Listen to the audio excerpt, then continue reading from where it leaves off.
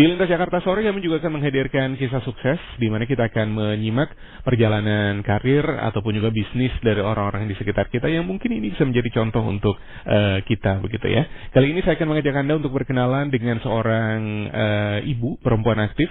Beliau ini adalah seorang womanpreneur, parenting specialist, kemudian juga owner dari Haula Toys, dan juga sekarang ini aktif sebagai mahasiswa S3 di UPI PKH. Ada Mas Muah, SPD, MPD, CMNLP. Waduh, gelarnya banyak banget ya. Selamat sore, Assalamualaikum Ibu Umu. Ya, waalaikumsalam Mas Farid. Ibu gelarnya banyak banget sih Bu, saya ngiri jadinya Bu. Udah nenek-nenek loh Mas saya nih. Iya, dan sekarang ini masih kuliah S3, luar biasa semangatnya gitu ya. Oke, kita sekarang ngomongin tentang ini aja dulu, terkait dengan sekarang ini masih aktif S3 begitu ya Bu ya? Iya. Kenapa Bu masih tetap melanjutkan pendidikan lagi begitu? Karena mengimbangi bisnis.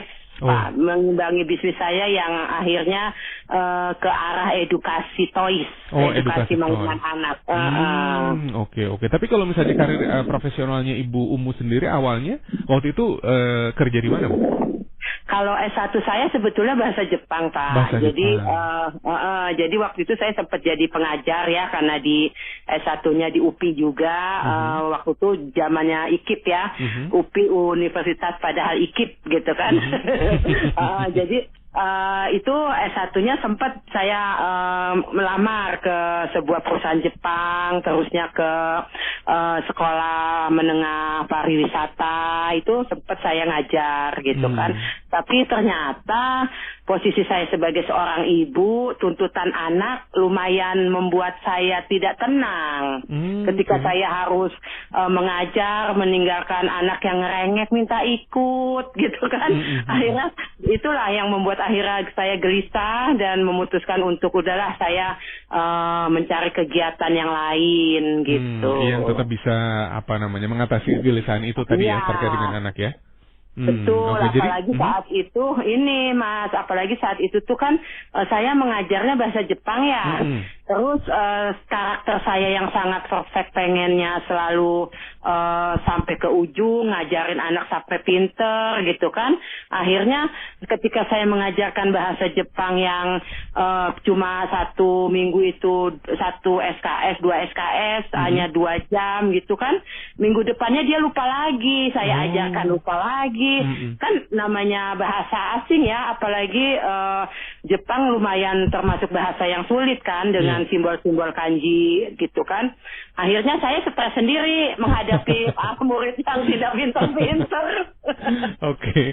Terus akhirnya ya udahlah mulai usaha sendiri begitu Ibu ya akhirnya ya. Iya, betul. Jadi setelah jalan berapa lama tuh awalnya ngajar bahasa Jepang tadi itu? Hampir setahun saya menjalani itu. Terus akhirnya saya punya anak 1, 2 gitu kan, karena deketan umurnya. Jadi ya udahlah, saya butuh mereka, mendampingi mereka, butuh juga alat-alat gitu. Jadi saya mencari apa yang pas buat lingkungan saat itu. Saya saat itu sebagai seorang ibu yang punya anak bayi. Oke. Terus akhirnya mulailah usaha mainan ini gitu. Awalnya sebetulnya nggak langsung mainannya, apalagi produksinya enggak. Tapi awalnya saya kalau sekarang dikenalnya reseller ya, reseller itu sebuah produk edukasi juga, sebuah buku-buku dari luar, buku-buku impor gitu.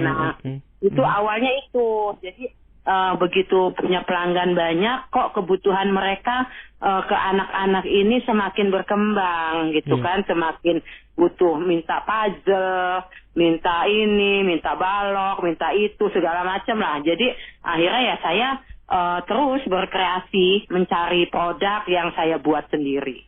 Akhirnya mulai buat sendiri setelah usahanya jalan berapa lama berarti ini Bu? Itu lama, cukup lama, sekitar 2 tahunan. Sekitar 2 tahunan saya ngumpulin modal dulu. Waktu itu kan karena ya maaf, zaman seorang karyawan swasta, suami saya, seingat saya gaji itu sebulan 1.300.000, padahal dia ketua membawahi anak buah 300 gitu kan. Tapi gaji masih segitu, masih 1.300.000. Akhirnya urusan susu nggak cukup, urusan itu nggak cukup gitu kan. Nah ujungnya karena otak sayanya nggak bisa berhenti, inginnya mikir apa gitu ya, yang coba saya cari jalan keluarnya gitu kan. Nah terus akhirnya udah saya perlahan jualan mainan itu ketika saya tiba-tiba melihat ada sisa ekspor, barang sisa ekspor gitu. Nah udah dari situlah mulai saya kumpulkan modal, terus mainan anak saya jadikan contoh sampel. Nanti begitu ada yang pesan saya telepon ke kantornya gitu. Jadi modal itu ya dari mainan anak saya sendiri. Iya. Dan kemudian akhirnya sekarang berkembang, tadi juga disebutkan bahwa sudah mulai memproduksi sendiri untuk produk-produknya. Gimana Bu awal-awal mendirikan usaha ini? Pasti kan nggak selalu mulus jalannya begitu ya. Ada kendala, ada masalah, jatuh bangun gitu. Bisa diceritakan pengalaman yang sampai sekarang masih terus diingat dan ini menjadi pelajaran begitu? Iya pasti itu kan ini saya sudah hampir 25 tahun berarti untuk bisnis seusia anak. Jadi usia anak saya itu sekarang 25 tahun yang pertama. Awalnya kan hanya karena urusan untuk anak, tapi begitu saya punya uang modal sedikit, terusnya saya bisa memproduksi itu ya akhirnya terus berkembang. Awalnya sih intinya lebih kepada kebutuhan sekitar kita apa gitu kan. Nah saya waktu itu kebetulan rumahnya masih di pelosok. Zaman 25 tahun lalu itu rumah saya di ujung Tanjung Priuk. Orang aja nggak berani datang ke situ. Bagaimana saya bisa menjual kan? Waktu itu nggak ada online. Makanya saat ini ketika online sudah ada, terusnya digital sudah demikian masif, kayaknya menurut saya tidak bersyukur kalau tidak dimanfaatkan untuk semaksimal mungkin dalam hal berusaha. Karena waktu itu saya jualan mainan itu sampai bela-belain sekolah ke Senen. Jadi dari Tanjung Priuk ke Senen itu anak saya sekolahnya masih bukan sekolah, masih main-main. Kalau sekarang tuh di mal-mal tuh suka ada mandi bola gitu ya. Nah itu ada sekolahannya waktu dulu. Nah sambil saya nganter sekolah anak, sambil saya tawar-tawarkan ke orang tua muridnya gitu ya. Iya, itu seperti itu cara saya mengumpulkan modal berbisnis. Cuma memang kebiasaan itu yang akhirnya kepake sampai sekarang karena kalau kita mikirnya satu-satu gitu kan usianya juga nggak cukup, kita ingin meneruskan ke generasi kita gitu loh sambil ngajar anak. Kalau saya kan pakai irisan sambil ngajarin anak, sambil mainan ke anak, sambil jualan gitu kan, sambil berkomunikasi dengan teman-teman, akhirnya kita dapat semua. Oke. Nah ini setelah jalan 25 tahun, berarti sekarang pemasarannya gimana? Offline dan online begitu ya? Ya, alhamdulillah kami termasuk sebelum pandemi kemarin termasuk 14 perusahaan yang sebagai supplier APBN, alat peraga edukasi mainan PAUD, mainan PAUD. Jadi dari sekian banyak perusahaan hanya 14 yang terkurasi dan sekarang kami benar-benar sudah resmi menjadi vendor pemerintah yang ada di e-katalog. Jadi e-katalog nasional itu semua kebutuhan pemerintah daerah, apakah itu APBD atau APBN, anggaran-anggarannya itu bisa lewat kami untuk pengadaan barang.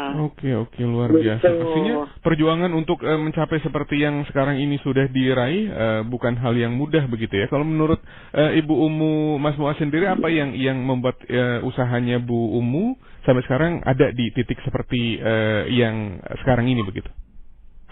Lebih kepada ingin menyelesaikan apapun yang terjadi di depan mata kita ya Mas ya. Kalau saya punya statement, hidup itu kan hanya hari ini, untuk besok itu kita nggak pernah tahu apa yang terjadi gitu kan. Jadi ketika menghadapi hari ini tuh saya semaksimal mungkin. Makanya saya belum bisa tidur kalau belum hari ini semua urusan tuntas gitu kan. Jadi kayak gitu ya, alhamdulillah 2 tahun pandemi kemarin kita masih bisa survive ya, meskipun banyak sekali gonjang-ganjing, terusnya banyak sekali perampingan gitu, semuanya tetap ada pelajarannya kalau buat saya. Oke, kalau sekarang jumlah karyawannya ada berapa, Bu? Jadi sebelum pandemi itu sampai 100.